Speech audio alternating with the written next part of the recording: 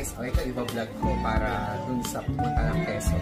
Medyo kakaibang experience. Nandito tayo sa Fisher Lake, Pamayan sa Balaisla.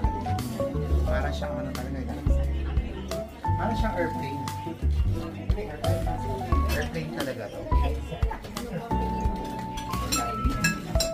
Nahihintay na mga kain. Kinalagkad na aeroplano dito, no?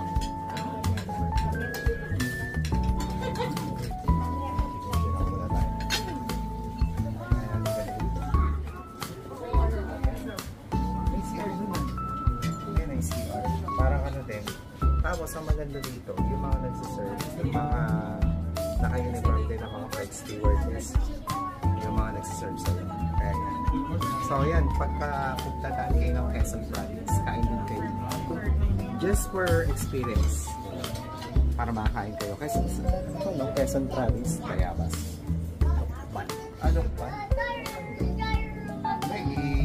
Ano ko lang yung address. So kakain mo na kami.